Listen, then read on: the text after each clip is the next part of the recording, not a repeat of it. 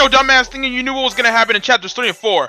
Everyone's lame ass theories were blown out the water by the genius mind of LeBron James. You said what? What you mean ain't LeBron James? Didn't make the game. Who? Toby Fox. Yeah. I guess, but he sure as hell ain't won 4 NBA championships by the genius mind of Toby Fox. What did you really expect? I don't really delve into the community like that, but from what I've seen, I don't think a single theory has ever been right. Except maybe this one theory that was kind of on the right path about Goonson. The Fox man prevails once again. You thought you guessed the plots? Nope. You thought he couldn't make an OST better than the fan-made ones? Think again. You thought you knew how characters were gonna look like? Fuck nah! Toby Fox did his thing, and that thing was making absolute peak cinema of chapters. Because of that, man, Deltarune will always be a game where you'll never know what'll happen next. Chapter 5 easy as hell though. Introduction, I hardly know her. TSIC, just call me Icy, and today we'll be discussing the most predictable Deltarune chapter.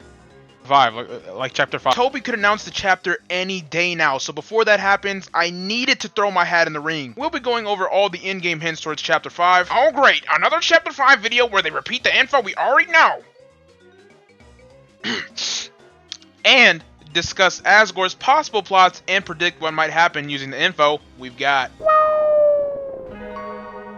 Look, asshole, you're the one choosing to watch another Deltarune video, but it's different because, you know, it's coming from your brother. Can't have a dehydrated throat. Jeez. Throughout the entirety of Deltarune, there's been a trail of petals showing us the future of what's to come. But Chapter 4 specifically pretty much gave us a confirmation that Chapter 5 will revolve around Chris's father, Asgore Dreamer. In this section, I'll mention all Chapter 5 hints I could find in Chapter 4, and in the next section, we'll delve into what they mean. If I missed any, let me know in the comments. In the Holidays Home section of the chapter, when in the events, there's a secret scene of Asgore talking to himself in front of what seems to be a planning board. We're almost there, aren't we, old friend?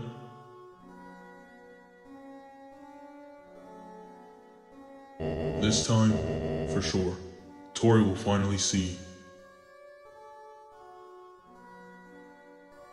what really happened.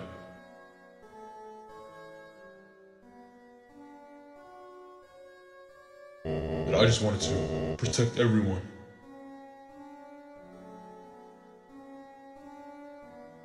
And this time, she'll have to believe me.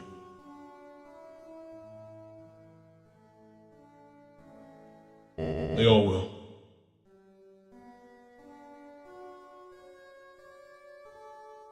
Then,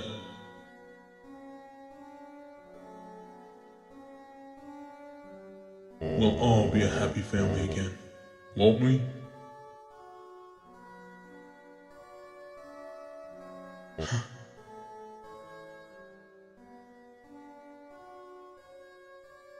It sure is beautiful, isn't it?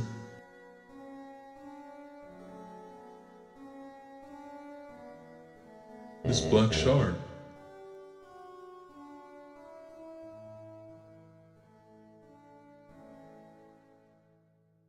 When fighting the Goonson, he tells us chapters of his book, Lord of the Hammer.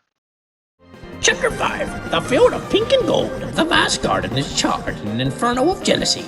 Y'all can thank Starry for that one. And in the last one, a secret prophecy. The Flower Man trapped in a silo. With an illustration of what looks like Asgore holding a flower. Once again, if you have any definitive hints I haven't mentioned, let me know. Now, let's discuss what these mean, or could mean. With what Asgore says in the vent scene, it seems he's devising some sort of plan to clear his name and get his family back together by showing everyone what exactly.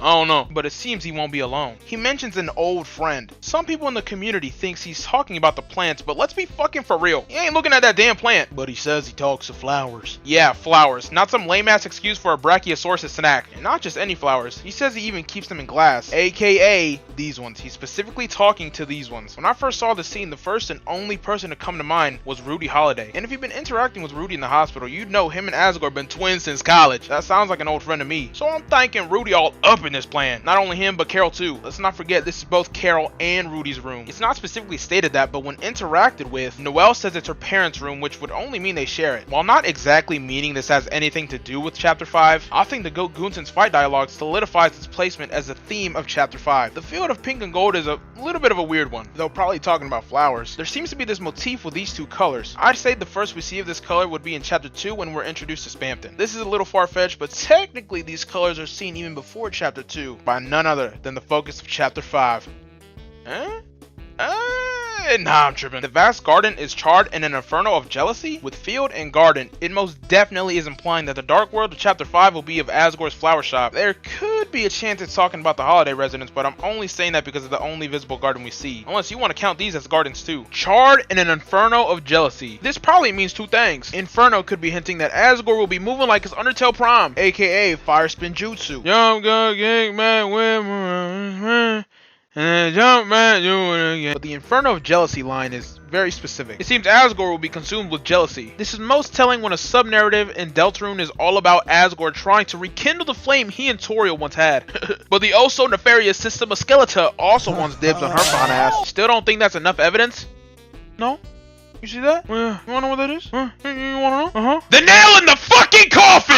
The Flower Man trapped in asylum? Take a look at this. Who's Flower Man? I can't see. Look closer! Oh, that kind of looks like Asgore. I know, cool, right? Trapped in asylum, huh? Kind of a weird one. The definition of asylum means the protection granted by a nation to someone who has left their native country as a political refugee. A sort of shelter or protection from danger. In other words, a sanctuary? But trapped, you say? Could Asgore come to regret the making of his Dark World and want to leave but can't? Does he not know how, or is something keeping him there? The Dark World will definitely be made for the wrong reason, and maybe he'll come to realize this is no sanctuary but a prison of his own grief. Also in the Files of Prophecy is called Boss 3, and you know. And the others with Queen and Tenna also have that name, but with 1 and 2, and they were bosses, so that means he'll be the big bad in Chapter 5. For me, those are the main 3 I think can definitely confirm the idea of what Chapter 5 holds in store. Yes, I know the festival is part of it too, but my goat Asgore needs his time to shine. Now it's time to use that and other shit I didn't mention and try to make a garden of a plot bloom.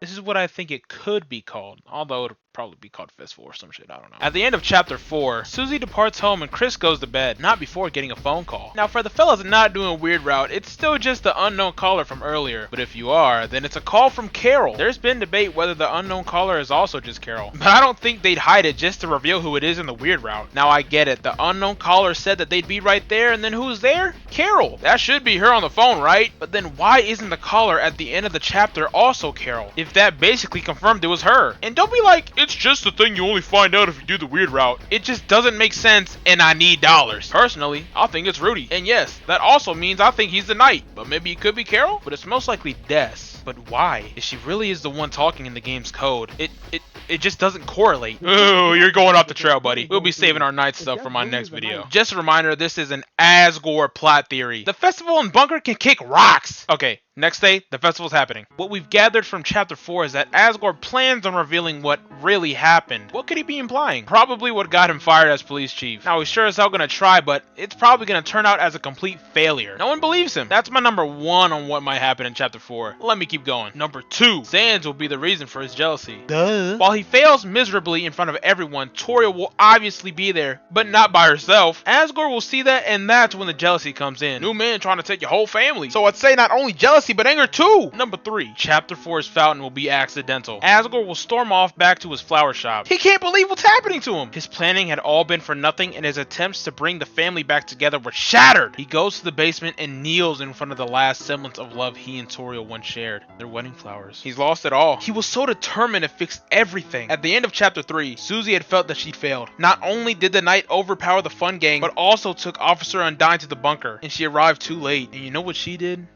She struck and struck and struck again. We see it a lot in media. Usually when someone's angry, they'll strike at something. Would Asgore be any different? Asgore is clearly a gardener, so what's to say he wouldn't have any gardening tools around him? Let's just say a trowel, but it could be any tool. While enraged, Asgore strikes the ground with the trowel. To create a dark fountain, the user needs to have the will of determination to back up its creation.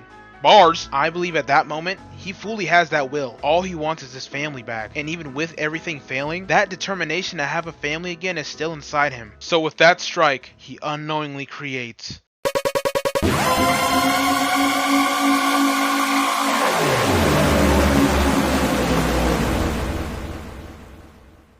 Numero Quattro. Chris and Susie will go after him. After seeing their father make a fool of themselves in front of the town, Chris goes after him. Brother Susie tags with, of course. Chris and Susie arrive at the flower shop, but it seems to be locked. Maybe the door on the side of the shop is open.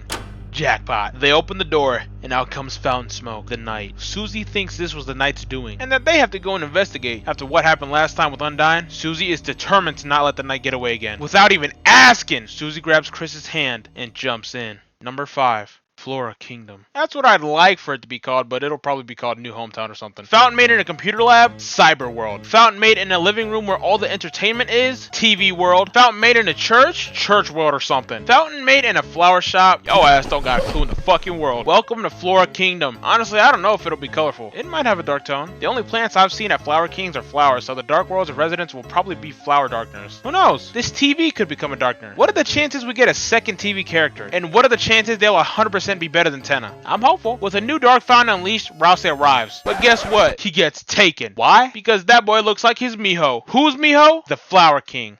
King.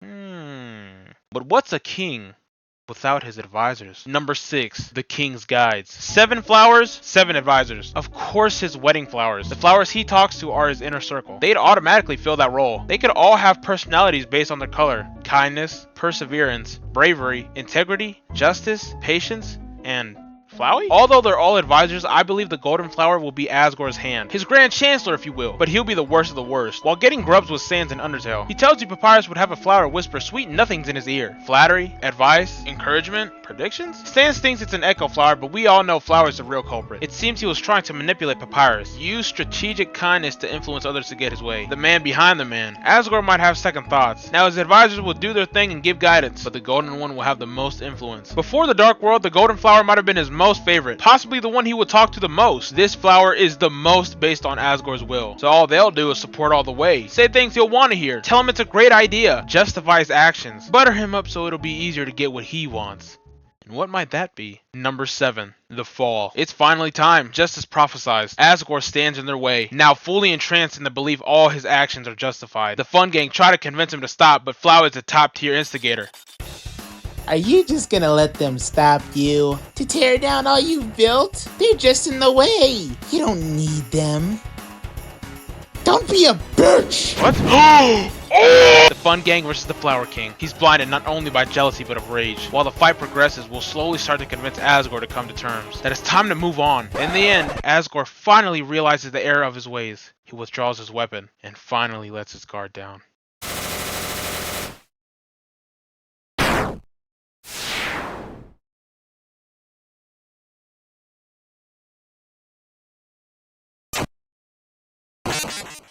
How weak. In Undertale, Flowey sees no value in compassion, that love and friendship are completely meaningless, but that's mostly due to the fact he has no soul. But I believe he manifested that belief again in Deltarune through Asgore. Seeing how Asgore tried but in the end failed, that pointlessness personified into Flowey's beliefs. He believed it was all useless, and tried convincing him that you needed no one in this world. After failing to do so, he saw Asgore as weak, and put matters into his own hands. And just like in Undertale, do you spare, or do you fight? And that's what's gonna happen in Deltarune Chapter 5, most likely, probably, maybe not. Everything that I've said so far. Can you see it happening? I think so. I see, that just sounded like a retelling of Undertale. But would that really surprise you, though? It seems one of the common themes of Deltarune is retelling the same story. Their faith is a retelling of the prophecy. Lord of the Hammer is a retelling of their faith. Dragon Blazers is a retelling of Lord of the Hammer.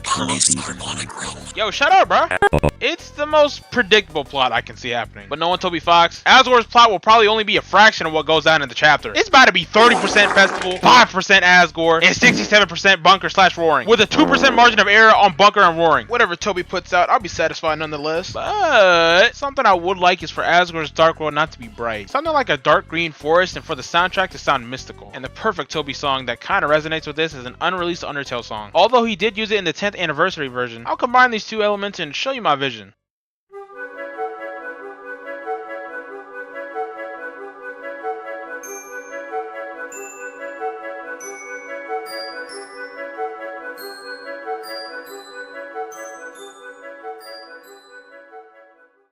something like that. Though I do feel like chapter 1 already covered this idea. Maybe that's why I like it so much. To reiterate, this was about predicting the Asgore plot. I didn't delve into things such as the festival, bunker, and other potential side plots because of that. But now I will. Bonus predictions! I know none of y'all will believe me, but I actually predicted 2 things that happened in the game. I just never said anything, and I should've, because I would've sounded like I had an early copy of chapters 3 and 4. I pictured a scene where the knight would finally appear, not in chapter 3 specifically, just whenever they appeared, and that they would do some charge up move and then burst. Well, fucking well. I ain't gonna lie, I was probably listening to TikTok edit audios when I was thinking this, so I just imagined the knight doing some cool shit like that. And behold, my next prediction came to me when I was thinking about my friend Starry's Faith the Bad Ending series. Where in the game, all their cutscenes were animated smoothly using a technique called rotoscoping. Now, I didn't think they'd use rotoscoping, but I thought to myself, I can totally see smooth animation in Deltarune. I predicted 2 things, but I have no way to prove it. Y'all are just gonna have to take my word. But now's my chance. I stated what's most likely gonna happen, but I've got some ideas that might happen, or just things I'd like to happen. And I won't really go into detail, I'm gonna just say them. 1, I believe Papyrus is the secret boss of the chapter, and it'll be revealed that he's the Forgotten Man. 2, I believe Azrael will appear. Not at the beginning, but probably near the end. Maybe Asgore sees Azrael and stops what he's doing. Or maybe Azrael appears after the entirety of chapter 5 in the last scene. 3, Asgore fights the knight and may or may not die. 4, we see who the knight is. 5, it's Rudy. 6, the final boss fight will have multiple enemies. Maybe Asgore, Rudy, and Carol all fight us. Or maybe Asgore and his flowers fight us. I don't know. At this point, I'm just throwing poop on the wall and hope a monkey don't eat it. 7, the chapter ends with the roaring. Dude, with how Toby Fox has been moving, I would not be surprised. 8, December reveal. Maybe while Asgore tries to show them the truth, we get a better glimpse of her design. With the way they're hiding her, I'm starting to think she might be human. Does anyone else think that? 9, Rudy dies at the festival. I saw Evan's video. I could totally see it happening. 10, the chapter ends with us going in the bunker. And then most of chapter 6 will be of us in the bunker. And 11, I think the bonus prediction segment ends now. Well, at least one of those was right. I'll be sure to think of more predictions for a prediction only video. And if you want to tell me your predictions, let me know in the comment section, fellas. That about wraps it up for this video. Hope you liked it. And if you didn't, shut your bitch ass up. Introduction, I hardly know her. That was delicious. Dick fuck ass. Donald, say something. I'm about to blow.